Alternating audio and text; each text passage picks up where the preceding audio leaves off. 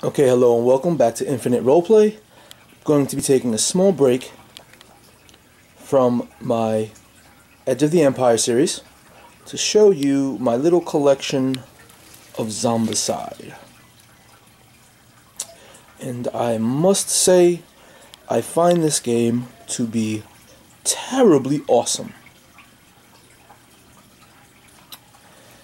I discovered this game slightly after the kickstart of it was finished, and by the time I went to my local and not so local gaming stores, the game was completely and utterly sold out, and I had to put my orders on, of course, back order. So I was upset, but when things like this came out, I bought it straight away. I actually owned the box of dog companions and Toxic City Crowd, Angry Zombies, Zombie Dogs, and the regular old-fashioned zombies before I bought Prison Outbreak. And I bought Prison Outbreak before I bought the base game, which, as you can see, I still have yet to open up the base game.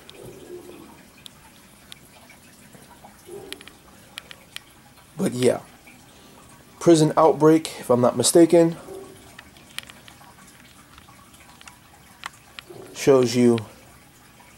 introduces you to zombie survivors, which are zombivores or zombivores, or however you want to say their names.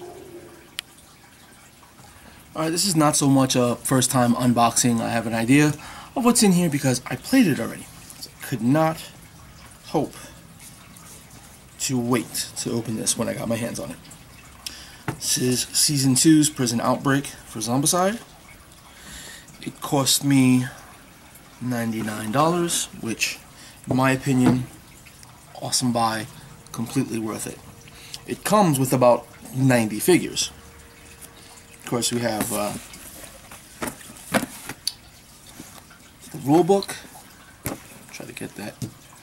The rule book is fairly small because learning the game is fairly simple.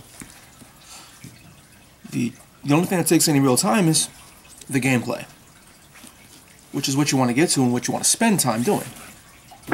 As you can see, it's packed pretty tightly in here. We're going to be going over little things like they give you dice. But if you're a role player like myself, you have tons of D6s and different types of dice. Anyway, little cards. People are always complaining about half-height cards or whatever. In my opinion, they're amazing. Half height, full height, doesn't matter. You end up having so many cards, and it helps to limit in the amount of required space to play. But yeah, let's take a look at these cards. My favorite thing about Zombicide is that despite having one card can represent several different threat levels. So depending on how skilled your party of players is, your survivors are, it may spawn a different amount of zombies or a different zombie entirely. I think that's amazing, and I think I might have to steal that idea for when I'm running RPGs myself. So I can design encounters that scale up with the number of players or the number of levels that the party has as a group. So I can accommodate people who drop in, who drop out, and not necessarily always having the same number of players or the same party level on a week-to-week basis. That way it's easier to run encounters without having to think too much at the table. Go up with the small box, and let's see if I can do this. We get the survivors. It's taped up.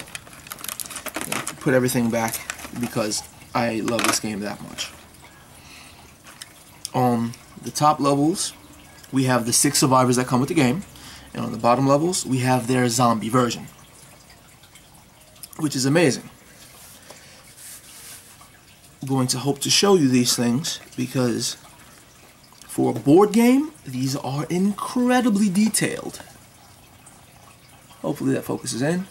If not, I'll be showing still pictures of these models after this video. And this is his zombie version.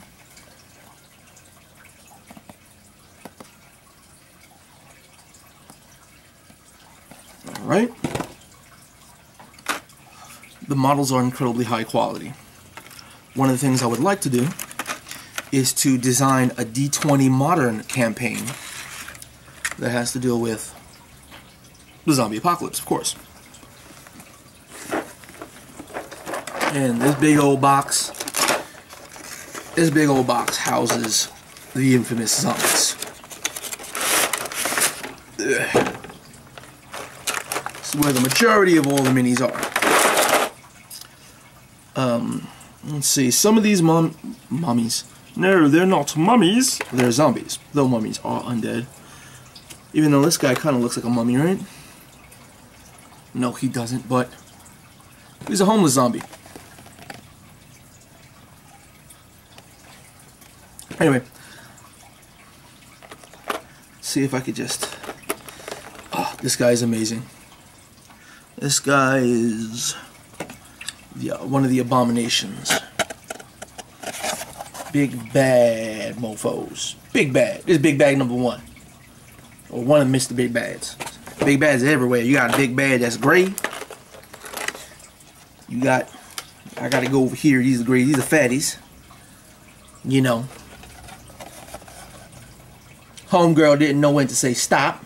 So she just kept on eating until she became a fatty zombie. And you thought she was dangerous in life. You thought she had attitude. Wait till you see her as undead. I'm telling you.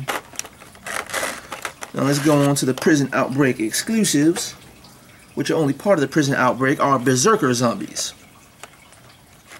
Look at this. What's this? A prison guard? Or an ex-prison guard? Homegirl's like, I should have chose a different line of work. Because them guns, they surely didn't help her. Here's some berserker fatties. Or, can I? Does it change anything? Whoosh, watch, whoosh, watch. I don't know. Like I said, I'll throw some still pictures up afterwards. This is Berserker Big Bad Berserker. I'm not showing you adequately, am I? Anyway, another Berserker. The sculpts, in my personal opinion, are amazing. I'm a minis nut. I love miniatures, all shapes and sizes. But hopefully around the 28 to say 30 millimeter range. That way they can be all fairly interchangeable. You know, as I said, I hope to build a D20 Modern campaign, and maybe I'll go over how to do character creation in D20 Modern. Possibly a little bit more in-depth than I've been doing for Edge of the Empire, because I'm not entirely sure if you could still get a D20 Modern rulebook. Because it's old, very old. But then again, I'm surprised you could still get Advanced Dungeons and Dragons rulebook. AD&D I haven't played in God knows how long, but they come with survivor cards for the 6 survivors. You know, my favorite survivor that I always use every time I play is Grindlock. Reminds you of Jack Black's little metal game, right? The Headbangers and his metal game. That's what it does for me. And on the opposite side of the Prison Outbreak character cards is their zombie survivor versions. It's sort of like the easy button. Because this game can get kind of hectic. You have the little token tiles. If any of these randomly fall out, it's because I pop them out, and at the end of the game I pop them back in to try and preserve them as best as I can. Well, more accurately, my brother does that, because God, I love him, and he knows that I cherish these amazing tiles. These tiles you can use as 2D terrain for a D20 Modern campaign in the zombie apocalypse. And they're double-sided for variation. And if that's not enough for you, you can go on Guillotine Games' website and get the BG map editor and get their terrain for the BG map editor. Also on the Guillotine Games website, they have card editors where you can download a PDF of their cards, a blank version of their cards, and edit away. You can create your own items. They have zombie cards. You can create your own type of zombie cards for different compilations and variations. You can create your own map sets. You can use the BG map editor to sort of plot and scheme behind the screen, as it were. You can do all sorts of things. I mean, Guillotine Games apparently is amazing. They are really about the fans, it seems.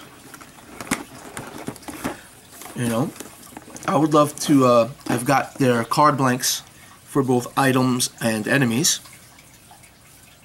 Hopefully, I plan on expanding on that idea and putting it in action where we can have different encounters for, you know, a D20 Modern campaign, tabletop RPG, so it can be ongoing and accommodate players that jump in and jump out.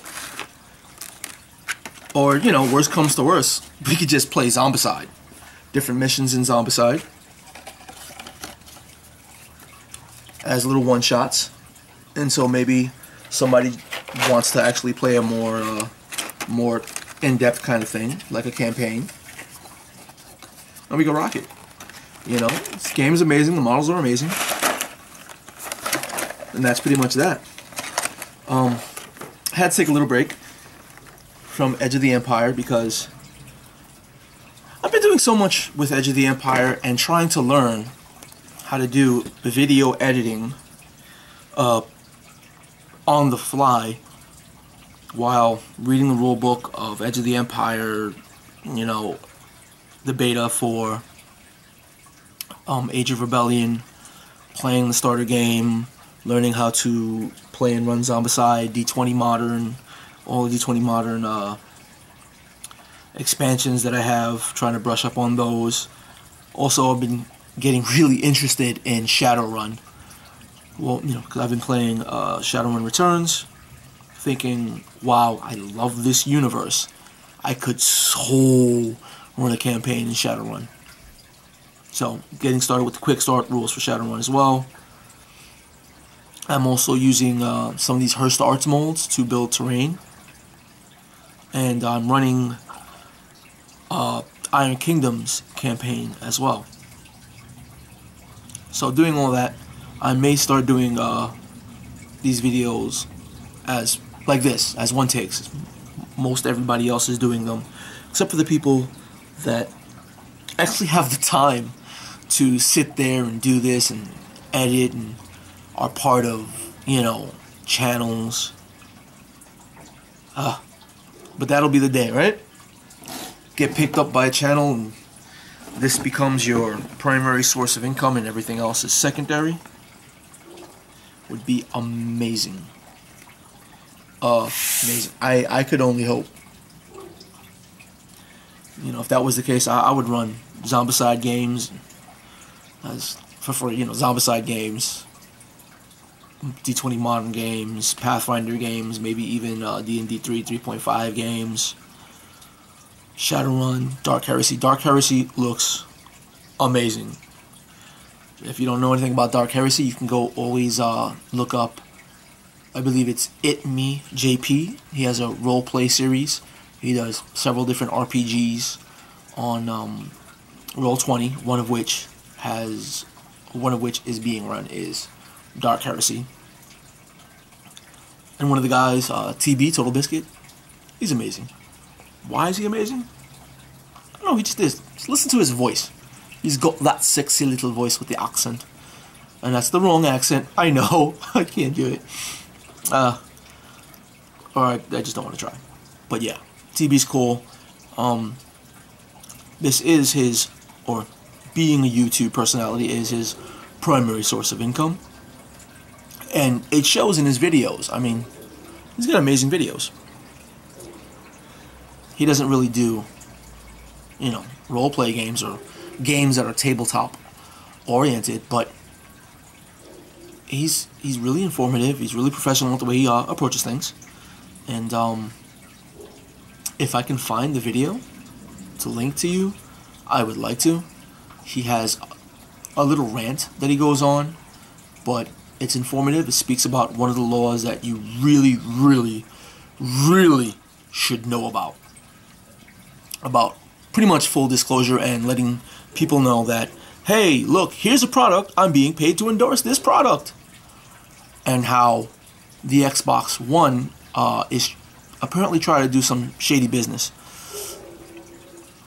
It wouldn't appear shady if they were trying to go against the full disclosure and saying, well, we're not going to pay you if you say that you're being paid to say this product is awesome, or to, you know, yeah. I'm going on about it, and I probably shouldn't. Just go watch Total Biscuit and the whole Xbox One controversy. That's why I want you to watch Total Biscuit. The way he says controversy. Oh my God, it's awesome. But yeah, go check him out if you can.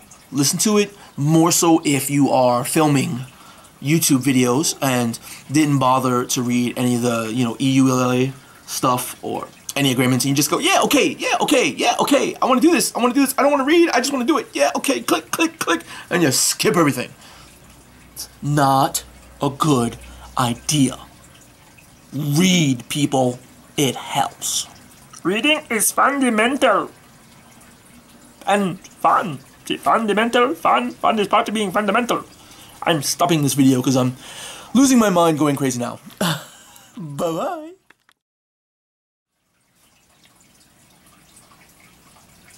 This part's going to be muted. This part for fading in, fading out. Hopefully. If I do it right. It's supposed to be a one take, and I'm going to do video editing. I don't know why. Why I'm going to do video editing. I just film, post it, film, post it, film, post it. It wouldn't take, you know, 4 or 5 hours. Going, hey, look, I ranted about this. I've got 17 videos I ranted. Which ones am I going to use? Ugh. You know what? Just